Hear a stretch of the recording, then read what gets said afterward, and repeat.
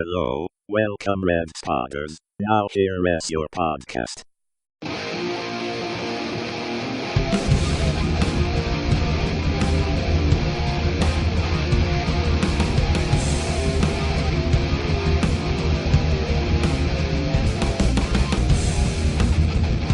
Hello, Red Spotters. Welcome to a special edition of our regular podcast series. I am Kyle. And I'm Alexis. I'm Nettie. I'm Giselle. And I'm Tyler. This is a very special time because all my closest buddies are here and all that stuff. I have Julio in the back. Say hi, Julio. Hi. Julio. All right, now we have. It's going to be a bit of a less focused one. Or if not more focused, because today we are talking about the age-old question, why everybody wonders why we do podcasts, or for Alexis's sake, the BNC. Mm-hmm. Why do we do what we do? Why do we love movies? All right, we're going to be talking about what is the earliest movies we fully recognized movies as an art form. We are going to be talking about, does nostalgia affect the way we see movies? All right. And number 3, we are going to be talking about our top 5 favorite films of all time. Now, and then the second, we are going to have a little fun with you guys today. I know you guys love the Disney music challenge.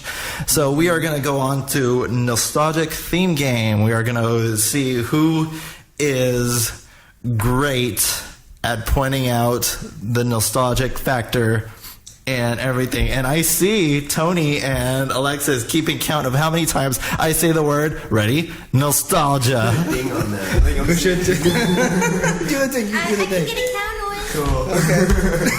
All right, guys. Now, I'm going to ask you guys this, and you guys just say, take turns. Why do we love movies? I mean, okay, Alexis, go on first. Honestly, in essence, movies are an escape from our own reality. Movies are our way to take trips to different worlds, different universes, different people and characters, to see ourselves or other people like us in different light. It just, honestly, it's the ultimate escape. It's a stress reliever, but it's a different medium in rich storytelling and just pure excitement and popcorn, a lot of popcorn.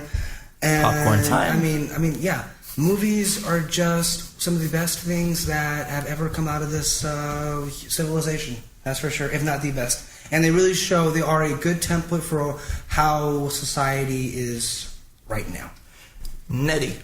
What was the question? Why do we love movies? Why do we love movies? I know why I love movies. Why do you, Miss Nettie Corn, love movies? Well, I like movies because... Okay, so I'm going to read you one of my favorite quotes. It's by Audrey Tautou. I don't know if you've heard of her. She's from Amelie. She's an actress. So one of her quotes is, "I think films are essential to the intellectual awakening of people." And I really love that quote because it has to do with everything that I chose, like film as my major. That makes sense? I want to make change in the world. I want to see things become different. I want to be able to affect people, their emotions and how they live. I want to be able to open their eyes, awaken them. So what you're telling me is that it's an inspiration key. Yeah. That's why movies is important. It can change things. The media changes things, and that's the best way to go about it. And if you're feeling like bad one day, you can go to a movie and it can affect your entire mood, and you're good just for that time being. Good maybe, plot but will do that to you. But yeah, and it can change you. Like I felt sad before, like I want to give up on everything, and I saw a movie, and it just switched like a switch in me, and I was just like, I'm inspired, and I'm gonna do something with my life. I'm gonna get up and stop being sad, and I'm gonna change my life. That is brilliant, Nettie. That is brilliant. It's cool, dog. All right, Giselle, why do you love movies? Pretty much the same like they said. I really like how there are characters that you can relate to, And it kind of makes you feel like you're not alone in a situation. Like, oh, okay, this person... Even though sometimes in most movies, the characters aren't real, they are... Like, for me, the characters are real. I don't know about you guys, but in the movies, they are real. Sometimes when the movie's over, I think about, like, maybe the epilogue, like, what happens after. Yeah, definitely. And I definitely try and relate to the characters in the movie as well. And it helps me in my life, my real life. I mean, just after sitting through a good movie and you're up and you're just like, all you can think about is what you just saw and how it affects. It's how it's affecting me emotionally, how to process it. And that's a really great experience for us film fans, which all of us are. When was the last time you guys felt like that with a movie, a specific movie? Can you name a movie? Interstellar. Interstellar? Well, I just recently saw Tomorrowland, and the hope that the main character Casey has, I have hope. Like, I feel like I have hope like she does. A lot of people are like, oh, the world's gonna end and all this. I don't see it like that. I see it in a different view. Like, she did very positive. Kind of like Same with Interstellar, honestly. How, like, there was literally, like, hope was almost unfindable in the movie. If that's even a word. But anyway. And, like, I mean, the whole plot, the whole premise is for us to leave this world because it's being contaminated so poorly. And the fact that there was no opportunities, like, to go to another world and just how everything came together so well, and it really applied to science, which is I'm a big fan of. And it just it really showed that hope never is the last thing to die, and shall that die, and then that will be our end. But as long as there's hope in the world, there's a way out, always. I have to say the last movie that I felt awed and inspired is a little film called Ratatouille. Now, that movie, I mean, okay, the critic's speech that Anton Ego gave at the end, saying that we take pleasure in those who love, discussing what we love. I love the way that he put it like that. I love the pure colors that they did, the way they painted it looked like they painted it first and then put it into the computer. I mean, it was just amazing, and it was funny. It was a right blend of everything right there. And I think that Ratatouille is like, if you want to know how to make a movie 101, you watch Ratatouille. Just the way it processes, it has enough character development, it has everything like that. I mean, I see looks of. Do you have another example of what movie would be?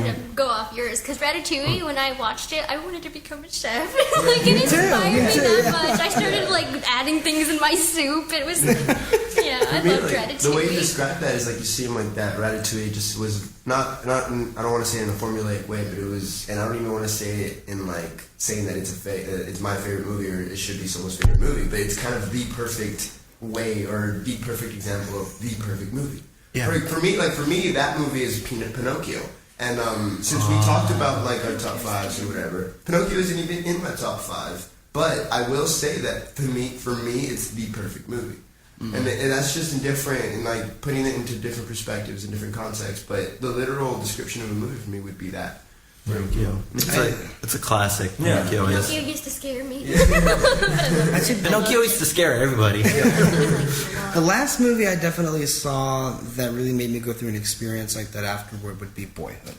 Because after I saw that, and it's a very unique movie because it watches the same actor when he was 6 years old all the way until he was 18. And really, that movie was just a perfect time capsule of not just his childhood, but all of our childhoods. And I was just, honest to God, after the movie was over, I was just sitting down for like 2 hours straight, just thinking about all of the different things that happened in that movie that I could relate to, and about how people, and I was thinking about you guys, how you could relate to those. And I was just like, I was almost, I think, look, I was doing like some self-therapy. I was really low at that point. I was really depressed, and I'm not going to mince words. I literally cried because I just imagine how, in a 3-hour film, you can capture 18 years of your life, and just how beautiful it went off. And there was even a song that was played towards the end of the movie that I even have on my playlist. That every time I hear it, I think back to it. And that, honestly, the fact that a movie can make me feel like that, because I felt like so relieved because I was so down at that time. And it made me feel better about myself, that I can be better. And it's a testament of how movies could, not only improve your thinking, but also move you emotionally, and the way help that you move forward. And it is an emotional journey that you take with the characters and all that stuff with the movie. I mean, what was the last movie that you saw that? I mean, you said it was Tomorrowland that made you feel that way. I mean, the way that you described hope and how that tomorrow is not that as grim as we thought. That right there is a good way of describing it. Oh, sure. Yeah. What is it about hope that you felt when you watched it that made you like? What theme? What drove the character that drove you essentially? Because everyone around her was so negative, and I feel sometimes the people around me are the same, are negative as well. Like they're and when I was younger, the thought of the world ending used to terrify me to no end. Same here. I was completely terrified, and now that I've grown up, I have a different outlook on it. I have hope, and the movie kind of just reassured me even more of the hope that I have. Yeah. I mean, really, today in a lot of movies, they have that same theme about what will be the outcome of our civilization. Like Exactly. in Age of Ultron, Yeah. that very noteworthy theme about Ultron and the Vision. Rise only to fall. But it was like you have to realize that they're doomed, and it's like Vision says. Oh, that's one of the. And then he's like saying, yes, but there's something about humans that's beautiful. And then he says, you are invariably naive. Yeah, I mean that says it all. Pretty I don't know much. if you guys have noticed, but lately a lot of movies coming out are focusing on the end of the world Yes. with no hope. This movie, Tomorrowland, did. It showed a better outcome.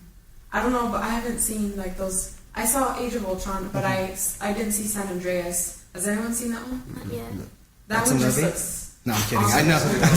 I thought that was a place. Well, some- Now that we're talking about hope and all that, what would you guys say was a golden era of movies when they exploded? The 30s, maybe? A little era called the Great Depression. I mean, 30s and 40s, you had classics like Casablanca come out, Gone with the Wind, My point with Wizard that of was Oz. like the world was in, or at least the economic crisis in the U.S. was so shitty that people needed that escape. And in a sense, I would say that the reason why we got out of that kind of mental worriness and instability was due to these great movies that were coming out, giving people hope. Well, the triumph of the human spirit. Honestly, yes. And also the Great Depression. We are now in another golden age of movies. I'd say so, yes. And also another pinpoint of what started it is that it's going to be cliche conversation piece. 9/11. When that happened, everybody all of a sudden had more ideas and all that stuff, and it started to look less grim, but more hopeful and brightful and more insightful for everything. Any last thoughts? I do want to touch upon what you said because I have been of the mindset that we definitely are living in the age of miracles. When you think about the movies that are being made nowadays, I think that we're in a golden age, and it's because of the situation that we're in. I mean, let's not mince words. People could argue that we're the worst we've ever been since the Great Depression, and we need movies like that. And look, every year, great movies are coming out. I mean, have you looked at Mad Max? Have you looked at movies like Kingsman? Have you seen Birdman, Whiplash? I mean, these are great movies that are just of all kinds now. And I love that we're now appreciating not just the big blockbusters, but the smaller movies that make you really think. I love that all of that is now being appreciated. It's not being like, even animation, all those things are just being accepted for what they are. They're treating the audience members as not just audience members, but intellectuals. Mm-hmm. Yeah. And that's another. Even the blockbusters are getting smarter too. Yeah, I mean, Mad Max, even though the whole movie was and all that stuff, they had like themes of redemption. Yeah. They had themes of it's just all this stuff. All right, the next topic we're gonna get to is the earliest movie we realized that movies is not just something that you just sit your ass down and watch, but more of something of an art form. All right, what movie comes to mind when you think of the earliest film to be an art form? In our lives or in the general? In your life. I mean, to this day, it's Toy Story. Because growing up, I didn't have much friends. I didn't have much people to rely on. And for some reason, this movie gave me a sense of friendship that no person had ever approached me with. And it was just like these two toys, not even human beings, like they didn't even like each other. They decided to come together for the greater good of their friends, and the fact that they, like, even though he did have this conflict with Buzz, like he did anything to rescue him, and that even became even more stronger when they made the sequel in Toy Story 3. It's just, for me, I can't. Of course, I'm being totally biased. It is a good movie, but as you should be. It's your. But right. For me, that's when it showed me that movies are more than just a motion picture. It's more than just a film, and it's more than just, something that you play on a screen. It's something that you reflect on into the world, and it's something that plays a big part in your life forever, honestly, until you, because that really just marked a very big part of my life, and to this day, it still does, and every single day. I mean, the more movies I watch, I feel like it's the more I learn. And the more I learn about myself, I learn about other people, and I learn about certain situations and how to properly react to them. And for me, that's probably it right there. And not to mention how quotable that movie is. Oh, yeah. And not just all that stuff in gestures. Remember that part where Slinky they were at the meeting. Yes. Slinky was saying, Woody has never stared us wrong before. And then you see Potato Head take off his lips, and then he starts kissing his ass, and all that stuff. You don't get it before, but then you get it now. Exactly. As a child, I didn't understand what it meant. Actually, the fact that I even saw it in Spanish at first, like that kissing someone's ass doesn't translate as a slang in Spanish, but it does. Like once I learned English and I rewatched the movie over and over again, I started to get a lot more out of the movie than what I had originally seen. Still, the movie was a big part, but it became an even bigger part as I noticed more and more things about it. And I feel like that's the great thing about excellent movies. They're just full of so much gold that we might not see it the first time. We might not see it the second, maybe until the 20th time. There are very few movies that that are instant classics. And then Toy Story is a prime example. Mm-hmm. Let's go on to Giselle. Earliest movie that you remember from childhood, even to recently, that you realize that movies is an art form. Peter Pan. Which one? I watched the original. The Disney? Yeah. Okay. I watched that movie probably 100 times as a little girl. We had it on VHS, and that thing probably doesn't even work anymore because I watched it so much. And I could relate to it because when I was a little girl, I didn't have any cousins my age. I just had younger cousins. And we used to play with Barbies and those little pet shop things. And everyone around me, my age, my classmates, they didn't do that. I was like in 6th grade still playing with Barbies, and all my other friends were doing other stuff, like listening to music and, other things. And I often got ridiculed for it. Mm-hmm. Yeah. And Peter Pan showed me, everyone takes something different from a movie. Like, they might see Peter Pan as, you need to grow up. Maybe some people might see it, that's the message. For me, the message was, because Wendy did grow up, but she kept Peter Pan in her heart. She still was a child at heart. She still told her kids the story of Peter Pan. And I feel her character, it made me feel like it's okay, I'm Peter Pan, to be a kid at heart and to grow up and still have a little bit of a child in you. Because when I was younger, I was ridiculed for it, and I thought it was wrong. That it was wrong for me to like childish things. But Peter Pan taught me that no, it's not. It's fine. You can be a kid at heart and be an adult at the same time. And I remember, grown up. And that is a very key thing of what Walt Disney taught. As long as you're pure in heart, you would never grow up. And that's a very powerful display and all that stuff. I love how you guys are taking something from a movie and transpiring it into your own lives. And I'm still using that. I'm celebrating my 20th birthday at Disneyland. I'm going to go have breakfast with Goofy and Mickey Mouse, and I'm turning 20 years old. That is the way to do it. And I'm not ashamed about it at all. No rush. We all want to grow up until we're grown up.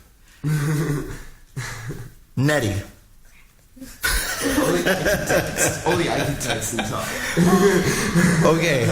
Okay, so I kind of too, because one's kind of, I don't know how to explain whatever it. took I your point. can't go in depth. I don't know how to go in depth about it. 'Cause- What are the movies? So what are the movies? okay, so the first one that I really started to like start paying attention to, I don't. Okay, so the first one was Signs. I know. It's Okay. Mel Gibson. Yes, I know. It's kind of nobody likes Shyamalan, but for some reason, like that movie. The aliens were afraid of water. No, but there was more to it than that. There was a lot more There to it was a than lot that. more. And for me, it was kind of like, whoa. Like at the end, like I watched it so many times with my dad, and I just like, oh, it's just an alien movie. But then I started really looking at it, and there are literally signs everywhere. Like, No pun intended. I feel like that's what I kind of got from it, to like start paying attention more and like being more observant. But not about aliens or anything like that. But there's just like the way that it had him like being involved with religion, and then he stopped being involved with religion. You know, like there's just different elements to it that really like kind of changed me, and I don't know how to explain it. I guess I'd have to watch it again. I haven't watched it in a while to kind of like point it out. But What's the second one? the second one is Donnie Darko. It's Oh yes, thank you. it's my favorite movie of all time, like ever. Spoiler for the upcoming segment. Sorry. Yeah, it's my favorite. Spoilers. And I really liked it because it opens you up. Like, it's different than most movies. It's a movie that made me really think. And that's what I want to do when I make movies. I want to make people think, and I want them to go beyond the movie itself. And like, because after I watched it, I was like, I want to look up like Roberta Sparrow's book. Like, you know what I mean? I'm curious. I know about it, but what is the main premise about it? It's about facing your mortality in a sense, yet understanding that like your place in the world does matter as well as it doesn't. Oh shit! You should Yes. really It's a watch great it. It's a film. really It's a great film. yeah. It's amazing, and it's changed me, and it's like one of my motivators to keep going, like to keep pushing, so I can affect people the way that it affected me, and yeah. Alexis. Okay, Alexis, Texas. Well, I think for me, for the longest time, I loved movies, but I didn't really get to the point where I appreciated just how grand they are.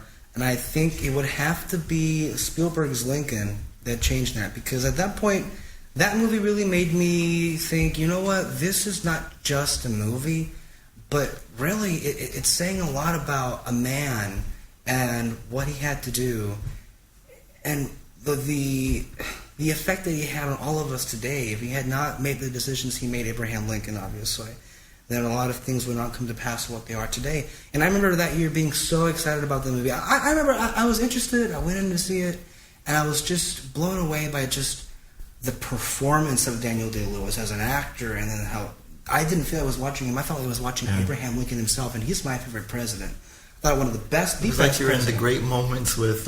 Yes, I love that attraction now too.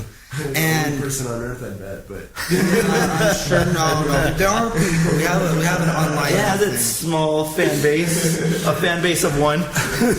But I remember that year I was I caught up with all of the for the first time.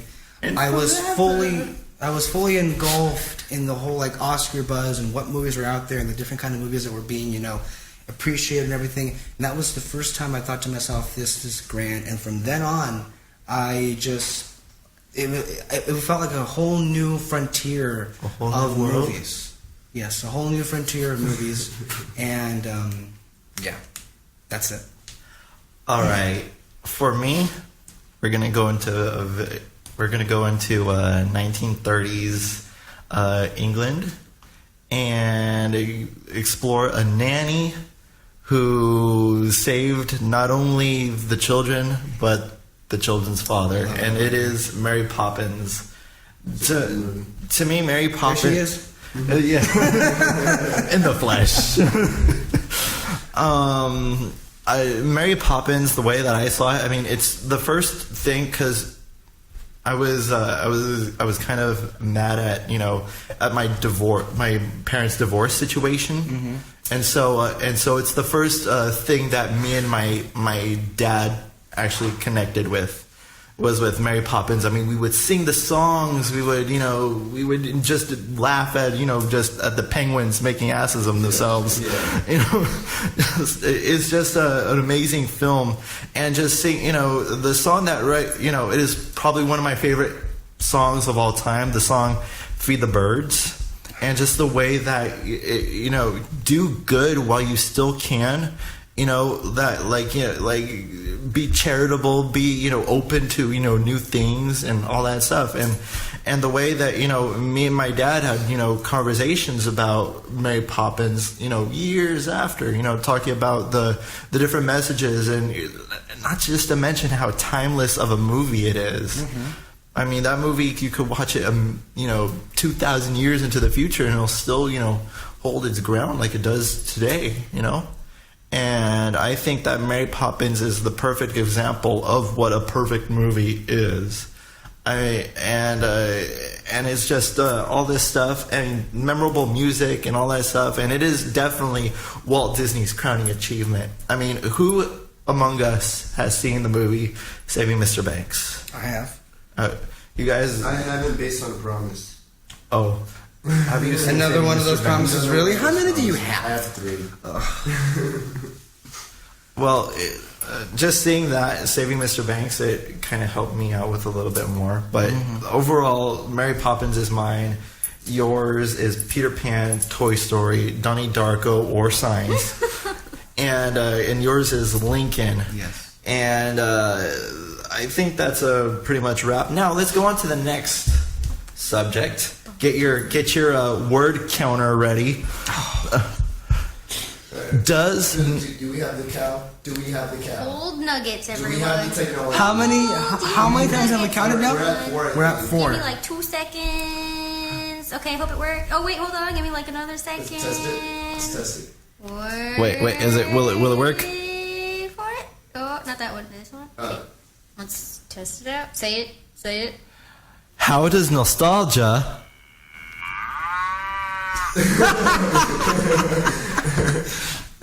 affect the way we see movies?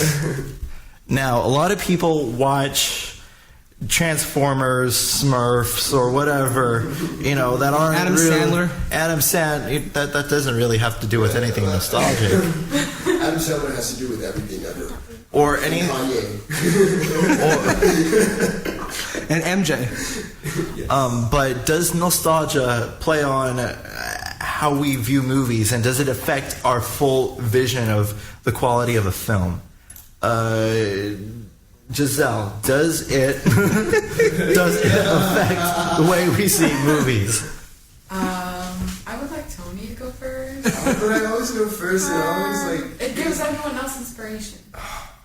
Yes, give us inspiration. Yes, it does. Example, Signs. Yeah, I mean, it's Signs, like- basically the same that we were talking about. And honestly, it's the reason why I said Toy Story was all based on nostalgia.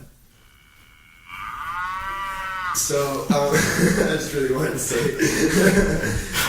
Yeah, honestly, it does. It plays a big part. And although it doesn't solve all the answers to why people love movies, but it does play, it happens simply with music as well. Like, there's certain things that just kind of naturally grow on you. And it could be by a situation that you just relate to them.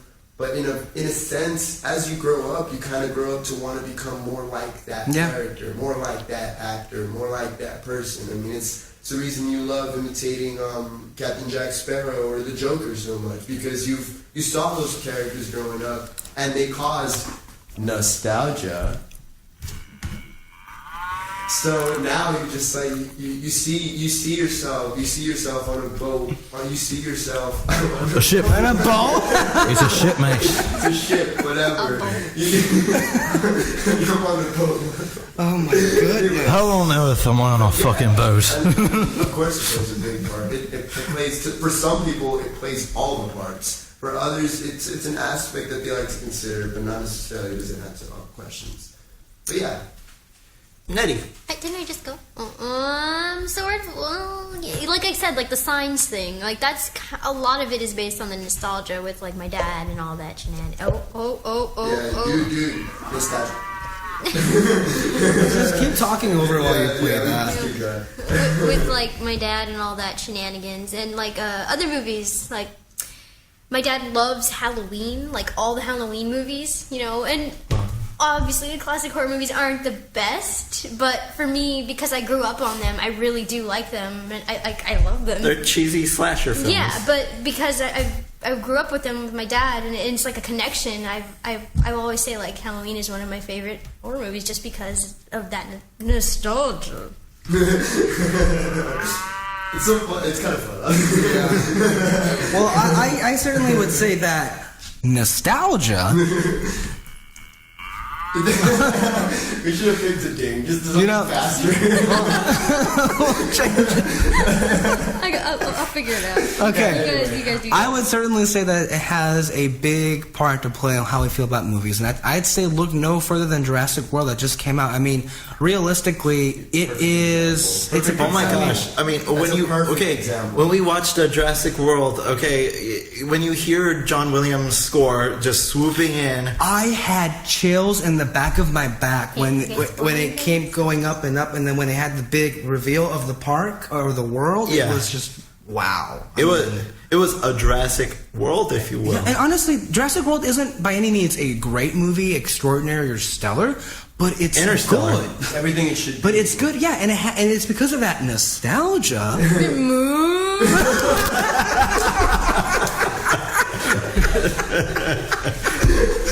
That was great. Yeah. Julio, I hope you have that saved as a soundbite. Oh man! It was because of that I mean, we're able to overlook flaws. We're able to overlook things that bother us, and it's because of that makes us really decide whether we like or love movies. Maybe it's okay, maybe it's not that good, but damn it, we like it because of that nostalgia. Like, move. or for example, I know one for Giselle. Because you're such a fan of this person, Michael Jackson's "This Is It." Oh my goodness, I cried so much during that movie. But I was going to bring up the example of Finding Nemo and how they're bringing out Finding Dory. Oh yeah. Yes. That's great. And also like Toy Story and Toy Story 3, like Monsters U and Monsters. It could be terrible, but we'd still like it because it would remind us of the greatness that Finding Nemo was. Yeah. Well, let's not go too far. Some people with a nostalgia. And that goes back to what I was saying earlier. For some people, it is everything, and it's the reason why they like shitty movies. For other people, it's just another thing. But obviously, a big contested debate would be the Star Wars prequel. That's what I was going to ask. I mean, I was trying to go to bring that up. I mean, yeah, the Star Wars prequels. I mean, when I watched Episode 3, there's only one scene that made me cry. It was the part where Uncle Owen and Aunt Lars switch it around. When they look over the binary sunset and you hear the classic sunset theme, that right there is just makes me cry because I remember because my first Star Wars movie was your favorite movie, Nettie, A New Hope, and it just brings me back to that. Unfortunately, you were able to see that as your first movie. Some of us had the prequels to go through first. I mean, the thing is here that everyone understands for the most part that the prequels are terrible movies. Yes. But it's because it's Star Wars and the nostalgia that we feel for the classics that make us in some sort of way either like certain aspects of it or it depends on person to person. Yeah, it does. I have another good example. Once Upon a Time. Why do I love it so much? Because it's taking my favorite Disney movies and of course the fairy tales and putting their own twist to it. But then you have good movies that come out or excellent pieces of work like Shrek that does that same idea, but it kind of, Shrek is one of the biggest satires on fairy tales ever. Yeah. And it did it so well that it played and it tinkered with your nostalgia. Like to the point where sometimes you didn't necessarily feel like, oh, this is kind of bagging one of my favorite stories, but it's hilarious and it's totally worth it. Like I get that's all I got. I just realized I've gone through this whole conversation without saying the N word. Nettie? Oh,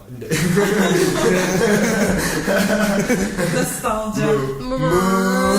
And I mean, just look at this year, for example. 2015, the N-word will play a big part because, look, we've already had Avengers, we've had Jurassic World, we still have Spectre, the James Bond series, we have all these, and then Star Wars, of all the movies, 2015 Star Wars, whoever thought we'd get that? Look at you go. A good one, hopefully. That's pretty. Hopefully. James will not mess up. But it looks promising. I mean, okay.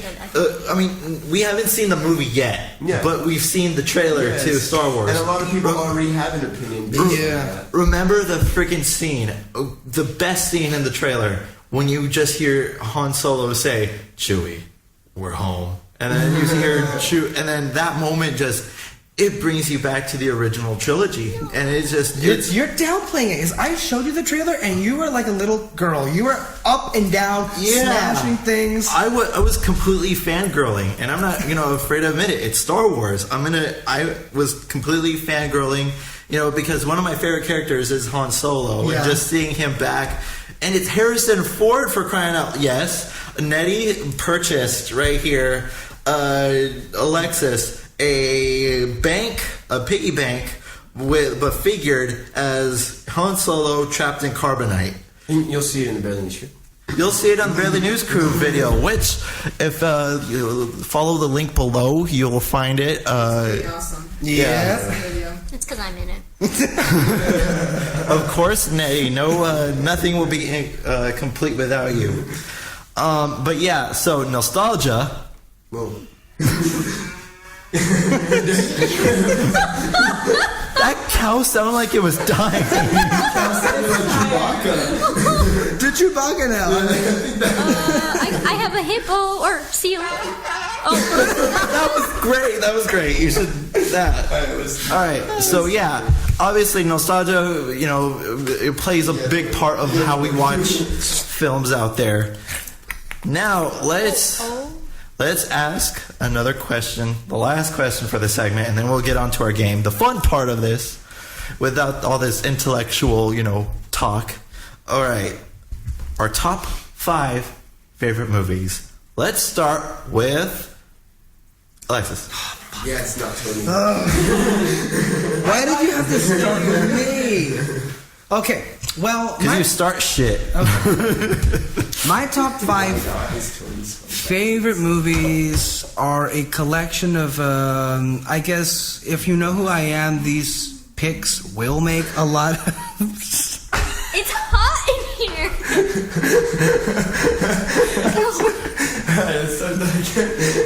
Technically, it's Tony and then Isn't it? What? What are you guys talking about? Alexis. Because I said not Tony, and I was just like, whoa, why not? Is Tony spelled backwards? Kind of, not really, but if you're creative with it. Anyway, let's go. Continue. Sorry. Tony. Okay. You know. I have 5 movies that I have selected as my top 5. I think one of them is one that I'm completely against the norm. Completely against the norm, and most people actually don't like this movie. And I'll go ahead and start off with this one, mainly because I like this movie, or not like it. I love it because I think I've seen this to death. I have to say that without a doubt. I've seen this one the most, and I mean, honestly, honest to God, and I'm being serious here, it blew me away. And I know a lot of people have a lot of problems with it. A lot of problems with it. All right. Pretty sure I know. What is your top 5 list? What's your top 5? Pirates of the Caribbean at World's End. Okay, interesting. A lot of people, and I know the problems. I see the problems with it. Yeah. But for me, I don't know why. That year when I saw Dead Man's Chest, I was blown away by a pirate movie. I didn't think I would like it. I loved it. And then I caught up with the whole series. And mind you, Dead Man's Chest has the best cameo in movie history. And I was, by the time it came out, I was just so invested in this, I guess you can call it a universe, that I just when I saw it, it was everything I wanted it to be. And that climactic maelstrom scene, honestly, I will argue it's one of the best I've seen in a movie ever.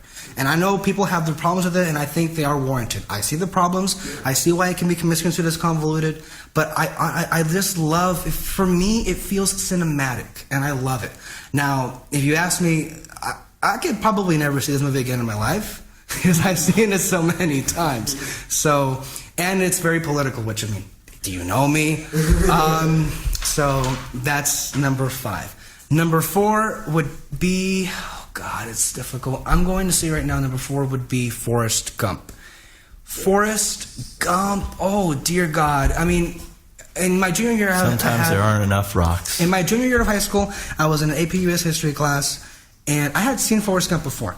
But when Mr. Martinez played at the end of the year, I think it was very symbolic because I love history as one of my favorite subjects, and that was one of my favorite, best classes ever. And when he showed that, I can see why he loves that movie, because it plays on historical facts, and it's a very simplistic movie. It has a great message, but it's just beautiful how a stupid ass person could just go through all of that. And it's just, and Tom Hanks being Tom Hanks, I mean, he won the Academy Award for that. I mean, exactly. And I mean, every time I see that movie, it doesn't get old, because I mean, you just love watching it. Mm-hmm. You know, it's also one of those movies that just captures life. And number 3, I'm gonna say, oh my God, this is difficult. What was it? At number 3, I'm going to say, damn it, I'm gonna say Lincoln. Number 3. I know I've already talked about it. Lincoln really, again, infused the passion that I had for politics, for all these things that happened. And Daniel Day-Lewis's performance was truly one of the first ones that I've seen that have blown me away beyond belief. So, and then it really was the first, like, real thing. So I loved, that's number 3. Number 2, I'm going to say definitively, this movie gets so much better every time I watch it. Nothing, it's just amazing. The Empire Strikes Back is, dear God. That's mine. That one, I mean, and look, for a long time, I considered Return of the Jedi my favorite Star Wars movie because of that. I love conclusions, I love third acts, and I love that movie. But the more and Taking more... that Pirates 3 as your favorite. Yes. I thought Revenge of the Sith was your favorite.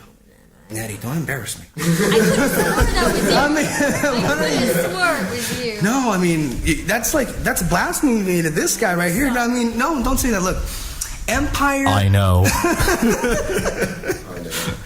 Empire Strikes Back is truly... The more I get invested in film, the more I love it, because it's, in essence, one of the most perfect movies. I mean, it's just... We talk about it, what's the best part of Empire? The whole thing is the best part of Empire. Bless you. Gesundheit. You are so blessed. I mean, it has Yoda, it has Vader being badass Vader. Yoda. It's really, it sets the standards for what sequels can do. It can take what an original classic established and push the boundaries to what you could not even fathom. So Empire Strikes Back is number 2. Fathoms below? Yes. And It's like, okay, come on. Is it really, I mean, I know, Numero uno. Numero Uno is a movie that actually came out within the past year. I've already discussed this. This movie is Boyhood. that's not drum roll. That is not a drum roll. It's a hippopotamus. I thought it would sound nicer. I thought it would sound so much. It was a dubstep drum roll. Continue. Drop it. Okay, so Boyhood. Yes. Boyhood. Richard Linklater's Boyhood is my favorite movie of all time, because I think more than any other movie, it speaks to me as who I am as a person. I am someone who realizes how fast time is slipping by and wanted so desperately to be captured in a piece or in a time bottle and be kept there forever and ever and ever. And I think that movie really speaks to every single person who has ever been a kid, who has ever had a childhood. And honest to God, no other movie has an effect on me. It blew me away. I was crying. It really made me feel so vulnerable, more than I'd ever been. So without a doubt, without even second guessing myself, that's my favorite movie of all time. Okay. Giselle. Peter Pan, Breakfast Club, Dirty Dancing, Grease, and The Dark Knight. In that order? In that Wait, order. from 5 to 1 or from 1 to 5? 5. I like that. Wanna know how we got these scars? I want to go last, so Nettie, go. All right, Nettie. Wait, I need that. I need I need it. Okay, well, I couldn't, because I kind of does in a minute. I couldn't really think of the ones on the spot that affected me, because there's a lot of them, but the ones that I think, like, artistically, and then some of them, like, kind of, like, inspirationally motivating me. I don't know how to explain it. Okay, so this is in no specific order, except for Donnie Darko. That's my number one. I'm starting from the top. Okay, so Donnie Darko is my favorite, because, like I said, it makes you think, and it makes me want to do more, and all that shenanigans. I already said it. I'm sorry. Do you want me to get into it? No, because I don't... If you absolutely want to. Well, I feel like I already did. Yeah, that's because Alexis does it for so long, so I'm not sure. I'm really sure. He's like Alfred from The Dark Knight. He is prepared with the speech for everything. I am prepared to defend my credibility as a film fan. Not just name off a list of movies. We would be at the breakfast table, okay, and we were like this. Can you pass the orange juice, please? I'm just trying to remember this quality commentary. I'm sorry. Just go. Alrighty. So Donnie Darko's numero uno. You should watch it because it's great. I just lost. That I like that short, sweet, and to the point. Sorry if I was. No, I'm serious. What was the I acronym? think everybody should watch it. Where's my list? I just lost it. The list. Sweet Lord Nuggets. Am I allowed to say that? I said bullshit. Can I say that? Can I cuss? I'm sorry. You did now. Guys, Hey, if I'm cussing, you guys can cuss too. Did you cuss? We didn't cuss. Fuck yeah, I cussed. We didn't cuss that first time. Keep so I was talking. like, I don't know if I should use it. The N-word. Don't as long as it doesn't do more harm than good. keep going. Or this is all just making time for Nettie to find keep the freaking going. list. Or fucking Keep list. You said the N-word. I think I can just say it off the top of my head. Okay, I'll try. go I'll on. try. Doesn't have to be in order. It's not in order. The next one would be. Don't tap. I'm so sorry. My nails. It's a hat. What was it? Sweet Nuggets. A Clockwork Orange. Okay. I'm sorry. Yeah. Okay. I really liked it because it's just. I can't explain it. Tony will explain it for me because he's really good at explaining things, and I'm really bad at it. It's a delightfully fucked up movie. Yes, it is, and it's one of my favorites. And another one, I'd be on the same line as. I'm kind of gonna do 6. I'm sorry. So it's on the same line as A Clockwork Orange. It would have to be Requiem for a Dream. I don't know if you've ever Jared seen Leto that. and all that. With Jared Leto, it's really good. Yeah. It's like kind of trippy, but it's like, ooh. I don't know how to explain it. You have to watch Okay, it. so it's like woo. But like, ooh. Okay, So that's another one.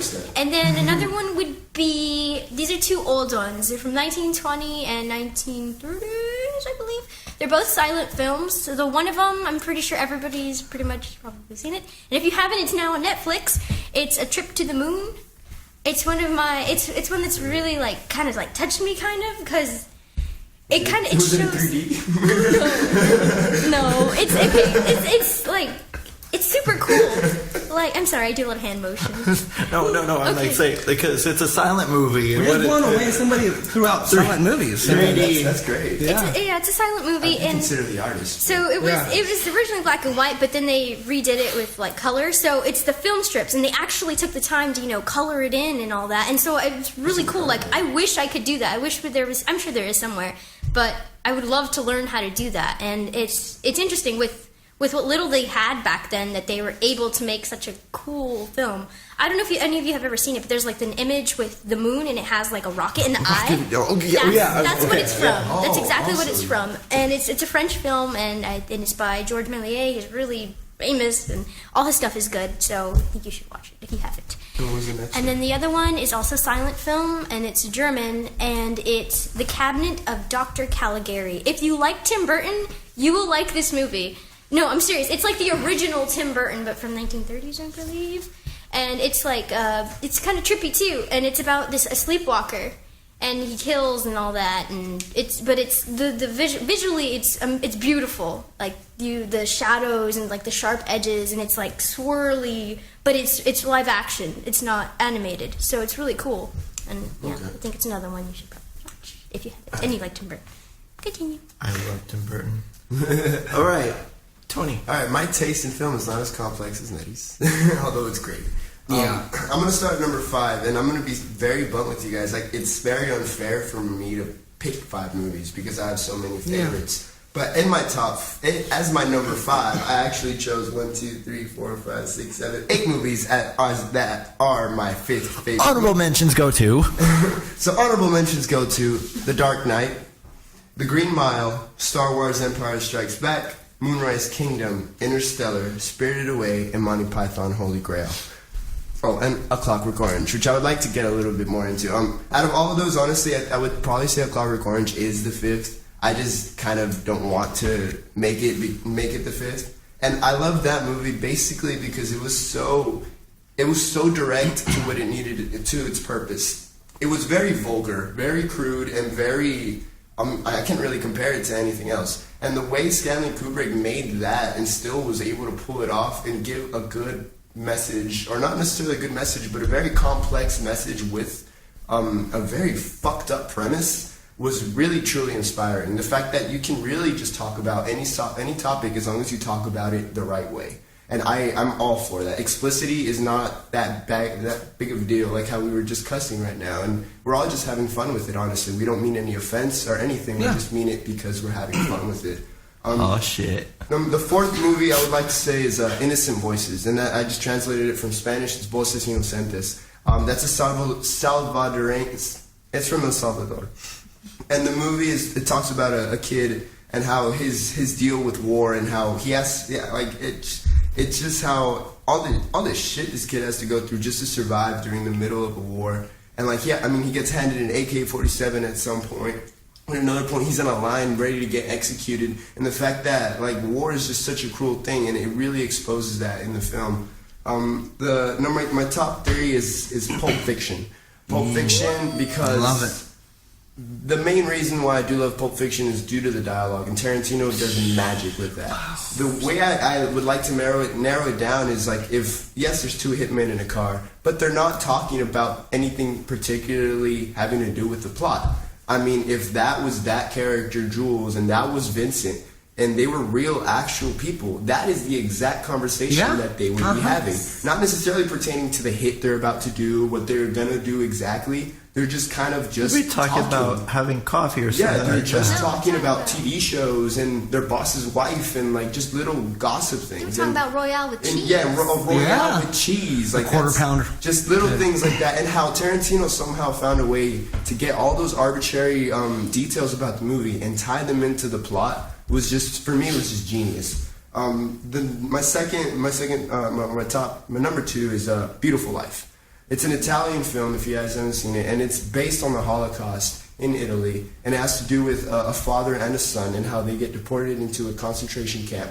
The mother, the son has so much hope, and he finds a way to make everything seem like some kind of game, a contest, for his son to not notice the cruel reality that's around him. And at the end, there's this insight in the movie where he wins a tank, and it's really... The end is so bittersweet because he gave up the ultimate sacrifice for his son to still survive, and his son ends up driving away from a concentration camp in an American tank, saved. And it just showed the true love between a father and a son. The top one, I did want to say Toy Story 3 was my top, and Toy Story 1 being my second, Toy Story 3 being my third, but I thought that would really... So Toy Story as a whole, all 3 movies, is my top movie. And like I said, it's my childhood. It really opened my eyes to not only cinema, but it opened my eyes to friendship, and it opened my eyes to caring, and just how much we're willing to do for a group of friends, and how far we're willing to go if we're really willing to about to get incinerated by a trash can. Oh my gosh, I think that was the biggest tearjerker. Yes, definitely. That bawled my eyes out. I'm not gonna lie. And not many movies have done that. Beautiful Life did, and Toy Story did, Innocent Voices did. And it's just I'm not saying I like tearjerkers. I'm just saying these movies emotionally impacted me so much that I couldn't help but not. They're just so powerful. Yes. Yep. And that's it. That's my list right there. All right. That was a strong ending. Swagger. Yeah, that was strong. Swagger. Well, my movies aren't as obscure as your guys's. But okay, They're classics. number 5. I have to say, if you think of a mobster movie, what mobster movie could you think of but Godfather? Are you saying part 2, part 1?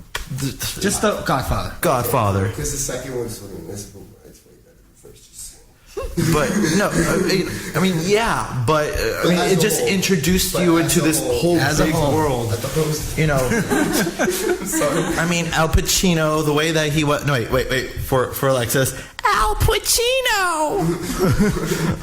All right, Al Pacino was great as Michael Corleone. And as Vito, both Robert De Niro and Marlon Brando did great as Vito Corleone, and just the downfall of Corleone and the Corleone Empire and all that stuff it's fantastically implicitly done, So I think that The Godfather is if you don't know movies, start off with Godfather. If you're of age, just saying. Even if you're not, honestly, if you know better, start with The Godfather. The fourth movie that I absolutely love. I don't know if you guys seen it, but it is without a doubt, always going to be in my top 5, no matter how many movies I see. It is going to be Braveheart. And it is Mel Gibson's, magnum opus, just the struggle and the rise of somebody who is standing for the greater good of his people, with even though it is extremely historically inaccurate, it is a great film. And just seeing that last shot when his friend chucks the sword, and just the sword is there facing against the army, and that's just showing that, his legacy taking on the further British Empire. Speaking of empire, my number 3 favorite film is Empire Strikes Back, because Empire is just all around great. It's hard to pick apart this movie. Yeah. It really is. I mean, and not only that, but for those who are growing up, have key life lessons from a little green guy, from Little Muppet. Yeah. I forgot his name. Yo. Duh. But it's just if somebody was to ask me what a good coming of age movie is, and it is Empire Strikes Back. Number 2, you and I, Tony, share our thought process with this one, and it is Toy Story. Toy Story, without a doubt, is a genuine classic, Hollywood classic, and all that stuff. And I just get happy. It's an instant painkiller. It revolutionized the industry. Yeah, animation. And it started, not only just the CG, animated craze, but it also started, a whole new different way of looking at movies. And my number 1 favorite movie, let's go to Africa. The Lion King is my favorite all-time movie. I mean, the songs, the story. I mean, an African version of Hamlet. I mean, that's what Lion King is. And so I think that movie, and just hearing, Mufasa say, "Remember who you are." I mean, I could literally, and you guys know this, that I could quote the entire movie front to back, and which I'm not going to do. Breakfast Club. Exactly. Yeah. Long live the king. That was ferocious. I was scared. I was like, oh my god. Be prepared, All right. Now let's end the circle of life.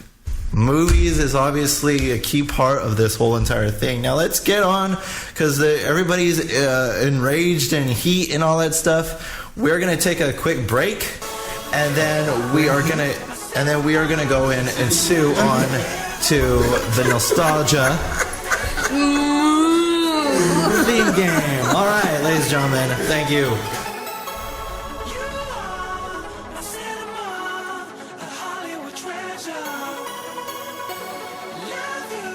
Just the way you are, my cinema.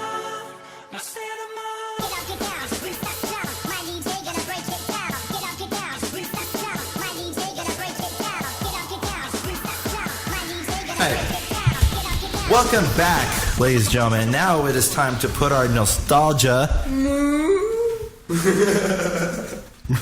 intelligence to the test. Now, the rules are, ladies and gentlemen, Julio, I want you to mediate. And the rules are these, all right? Number 1, standard points is 5 per song correct. If you get a song correct, it is 5 points. Then number 2, tie would get each player 2 points each. That way it gives enough time for everybody to get ahead, you know. And number 3, poor sportsmanship will lead Alexis to points taken away. Alexis. Now Julio is the one who's going to decide how many points to be taken away.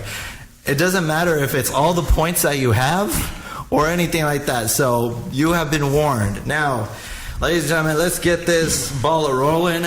The nostalgia theme game. So we're just like saying to the mic what it is. Okay. How do we? You're supposed to name the theme, and then you'll get 5 points. Or unless 2 people say that they've got it right, you guys both get 2 points. So basically, he plays a song and we say it. Okay. Yeah. All right. First song. Wait a minute. Hear anything? It's a silent film. Godzilla. The first point goes to Giselle Gallegos. 5 points for Giselle. You get an animal. Oh, you can't. Epic fail. Quack. Quackly doodle doo. You could be a goat. All right, this is the next theme, ladies and gentlemen. Here it goes. Forrest Gump. Forrest Gump. Top 5. Nice. All right, I hope all you guys know the next one. Oh, monkey. Why is it still going? All right, the next theme. Big Bang Theory. Big Bang Theory. I said it. Big Bang Theory. All right, now That was like everybody. That was like Everybody. that was everybody. That's too obvious. All right, this is the next one. Wait a minute.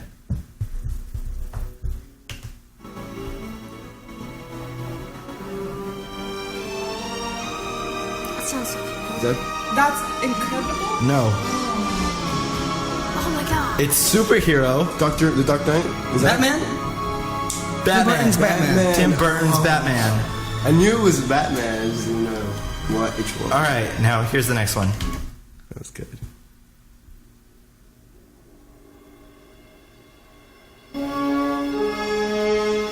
Back to the Future? Back to the Future. I can't.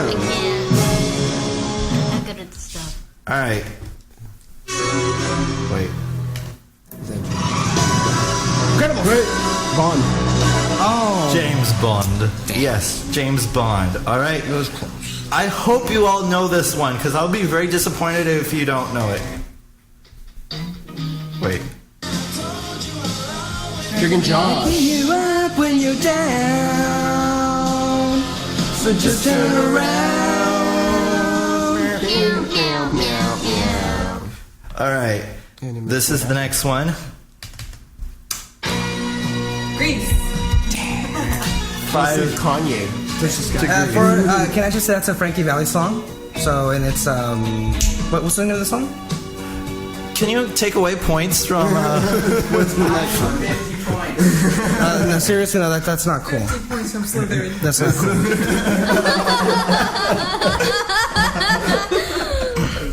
That's not cool, by the way. Don't do that. All right. Here's the next one. Pirates of the Caribbean? No, Dark Knight Rises. Dark Knight. You know what? Just give him the point because he's around in it because it's the Dark Knight franchise. Was Batman Begins or Dark Knight? It's all of them. Oh, okay. All right. Now here's another one. I hope you guys know it. Lone Ranger. All right. How about this one? Harry Potter. Potter. Giselle. Harry Potter. I love those movies. All right. And books. How about this one? Wait. Pirates of the Caribbean? No. No. No. Is it It's a Sweeney Tim Todd Burton or movie. something? Or no? I Wait, know this. I know this. I can hear. Oh, it's Sherlock Holmes. Sherlock Holmes. Eddie. Okay, I hope you guys know this one. Les Mis. Wait, no. No. The Hobbit. No, Lord of the Rings. I can't. Give it to Nettie. Give it to Nettie. Actually, it's close. I didn't know. This one. Brave? No. Braveheart? How to Train Your Dragon? Yes. How to Train Your Dragon. It's one of those. It has like organs and... Hey, you're gonna be organs and bagpipes. This one.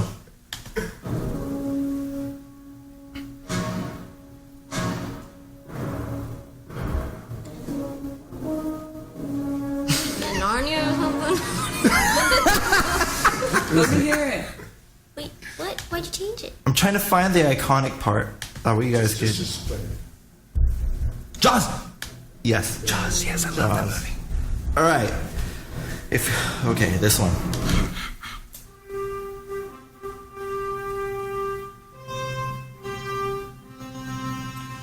Apollo 9... something? Superman. Nettie. Wait, the original one? I'm not The seeing original that Superman. Okay. Here now. one.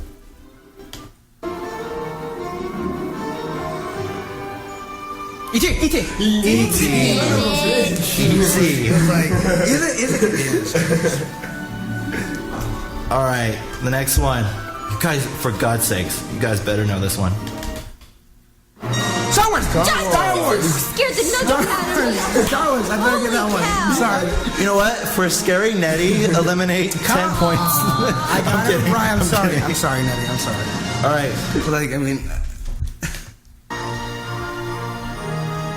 Oh, Jurassic Park, that's it. Giselle. All right, guys. This one. Pirates of the Caribbean? Pirates of the Say Caribbean. that. I don't want to be All right, this is kind of obscure. This one. Doctor Who. Doctor Who. All right, this one doesn't have to do with movies or TV. Here you go.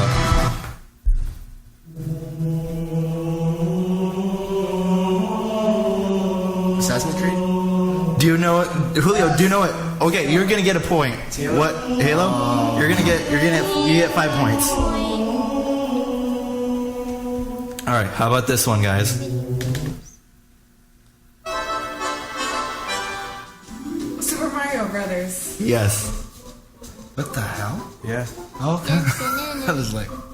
We just took a turn. All right, how about this one? You guys.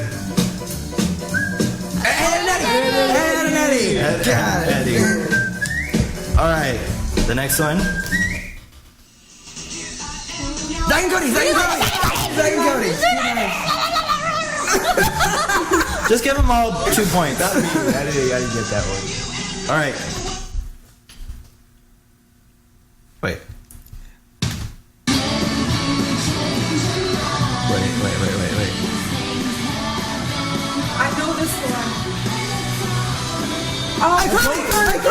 iCarly! Is it iCarly? I didn't know that. iCarly, That yes. car was like Okay, give Giselle and Alexis 2 points. Like, bootleg nonsense. iCarly. There it is. All right, guys. What? Okay. What studio is this? Fox. 20th Century Fox. Fox. How about this one, guys? Avengers. Avengers. There it is. This one, everybody should know. Titanic. Titanic. Come on. Giselle. All right. How about this one? Terminator. Terminator. I've not seen any of them. Really? Not seen. It's on my list. Missing out. If not one, watch 2. Yeah, watch the second one. Okay. Godfather. The Godfather theme. Alright. How about this one? Wait.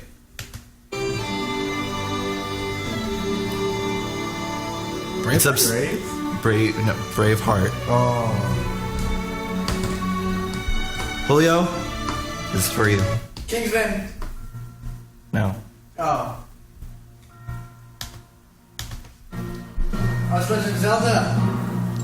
Yes. Oh, if you would have let it play, I would. Yeah, I would have Ooh, House. House. Oh, I love House. House MD? House MD. Yep. This is the theme. it's just a little bit crackly. Yeah. Oh, that's how it is. Oh, really? I don't remember hearing Well, crackly. they changed it, didn't they? They had. This is the original. This is the. Oh, see, I'm Yeah, now I'm hearing it. This is Massive Teardrop by Massive Attack. It's on mezzanine. Yeah. This one is a little twist on it. Wait. Walking Dead. Yes. Yes. Of course, you would get it. I mean, that's a bit interesting. Okay. Wait. Once upon a time. Once upon a time. Oh, this song makes me. Kyle, can you make a CD and like give it to me, or like put it in like a file? That'd be cool. Actually. I mean, listening to these wouldn't be so bad. So you guys like this playlist? I love it. For the most part. I mean, does it not scream nostalgia? All right, guys. How much? Okay. What is the grand total? Alexis. Well, Well, he did lose 50 points. No, I didn't. Yeah, he did. winning everything with 10,500 points What? goes to Julio Dominguez. Second, with 36, Alexis. Third, with 32, Giselle. Fourth, with 17, Tony. And last, with 15, Nettie. All right, guys. Who wants to balance the ticket and have 18 more songs and then call it a day? Keep on. I'm fun. Having fun. All right. I'm This one. What? Wait, you guys I have was gonna say Brokeback Mountain. Cars? to. What'd you say? Oh no. That it too? No. Big Bear, the Big Blue House. You know what? Just give Nettie and Giselle 2 points. That was my show. Mine too, with a little rat. Yeah. I like this. Some people are married to Ads. Fancy That's because balls. why are you using YouTube? Huh? Because I didn't have time to put the other This songs summer, in. try the strawberry field salad. You know what? Okay. Who cares? Silence. Rugrats. Yes. Meow, meow, meow, Meow, meow, meow, meow, meow. Oh, Dexter's. Dexter's Laboratory. I used to wake up like 5 in the morning To see it. to watch cartoons. That Kim Possible? No, this is Danny Phantom. Oh, Danny Phantom. Wow. I used to have a crush on him. Go ahead. All right. This one. Kim Possible. Everybody got it. 2 points, everybody. Come on. I'm your basic average girl, and I'm here to save the world. You can't stop me 'cause I'm Kim Possible. Okay. Who sang that? Christina Milan and Christy Carlson Romano. Pokemon. I wanna be the very best. No one ever was. Catch them is my real test. Training is my cause. I will travel across. Next.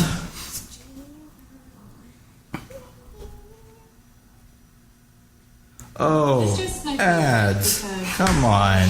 You're Oh, wait. I have the skip option. Cool. Is an average kid. Giselle gets. Alright. How about this one? Okay. I don't know what happened. Jimmy Neutron.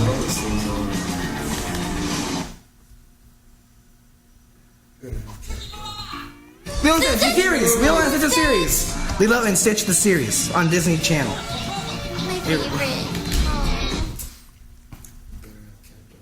I know, right? That's what I'm saying. Jake Long, Dragon, something. Yes, Nettie. American Dragon Jake Long. I forgot about that series. American Dragon. I know this. Billy and Mandy. Billy and Mandy. Yes. Okay, how about this one? This is like throwback shit right here. Fresh out the box. Stop. All that. And watch. Yes, all that. It's all that. Pop quiz. Who did the intro? Who did that part right there? Kenan Thompson? No. That was Kenny Cannon? shut up. Hey, What? Minus 2 points. hey, that is that's poor sportsmanship. No, you know what? Add 2 more points to Giselle and decrease 2 points. Can't do that. We're getting him all up in his feelings. I won't. But it's Nick Cannon. Yeah. It's Nick Cannon? Oh, I got it. Oh, really? Cat dog. Cat dog. One fine day, a wolf and a purr. Okay, how about this one? Again? This one, it Hey Arnold. alright. This one is, That's a Raven. That's a Raven. I love that show. I sing it. I sing it. I got it. this is also throwback shit, this next one. If YouTube would load, okay. Oh, Stevens. Even Stevens, yes. Alright, the final one. Really? Yes, the next one. It's the final one.